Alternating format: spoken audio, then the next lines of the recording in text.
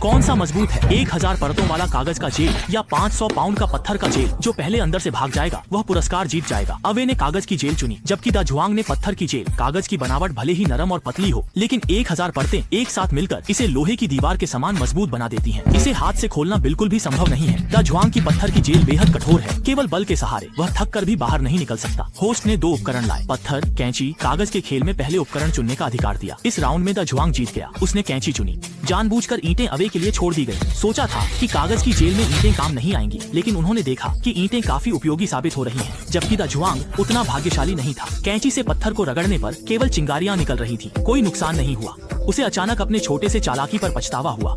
Away ने ईंटों से कागज की दीवार को तेजी से रगड़कर कई परतें खोल दी।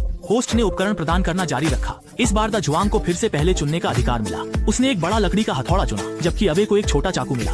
चाकू कागज की जेल को काटने के लिए उपयुक्त है। उसने कई परतें खोल दी, जबकि दा जुआंग का लकड़ी का हथौड़ा बज रहा था और काटने से दर्द हो रहा था। यह मजबूत नहीं था। उसे टूटे हुए लकड़ी के टुकड़ों का उपयोग करके मारना पड़ा। कठोर पत्थर में एक दरार आ गई। दा जुआंग ने एक छोटा कदम आगे बढ़ाया, जबकि अवे की कागज की दीवार 100 से अधिक परतें खोल चुकी थी, लेकिन जाते ही वह मजबूत हो गई। चाकू से उसे खोदना मुश्किल हो रहा था। देखने में साधारण कागज की जेल सोचने से कठिन है। दोनों को बस लगातार मारना है, लगातार मारना है। नए उपकरण अपने अपने जेलों में छिपे हुए हैं। होस्ट ने स्पष्ट रूप से स्थान बताया, लेकिन उन्हें निकालना न केवल समय लेता है बल्कि मेहनत भी। अवे को कई परतों में लिपटे प्लास्टिक की फिल्म को फाड़ना होगा, जबकि दा जुआंग की रेत की ढेर 1 मीटर से अधिक ऊंची है और उच्च उपकरण शायद सबसे नीचे छिपा हुआ है। उसे रेत को पूरी तरह से हटाना होगा। दोनों ने पूरी ताकत लगा दी, एक पल भी नहीं रुके। जितनी जल्दी वे उपकरण प्राप्त करेंगे उतनी जल्दी भाग सकेंगे।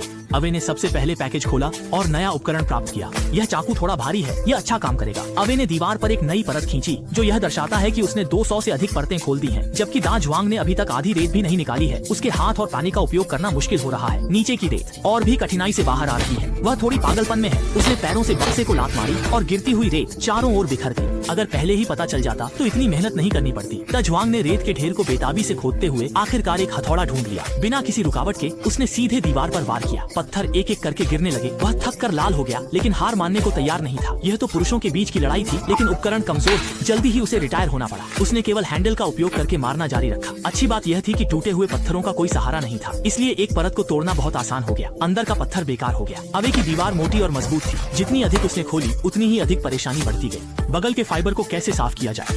होस्ट ने नए उपकरण लाए। इस बार अवे को पहले चुनने का अधिकार मिला। उसने कुल्हाड़ी ली और जानबूझकर चाकू दा जुआंग के लिए छोड़ दिया। जैसा कि उसने चाहा, चाकू से पत्थर के फाइबर को हटाना संभव नहीं था। दा जुआंग ने संघर्ष छोड़ दिया और अगले उपकरण का इंतजार किया। अवे भी बहुत निराश था। मोटी कागज की परत को काटना बिल्कुल भी संभव नहीं था। इस बार होस्ट ने नए उपकरण को एक बॉक्स में छिपा दिया। अवे का बॉक्स कंक्रीट का था। दा जुआंग के पास 100 परतों वाला कागज का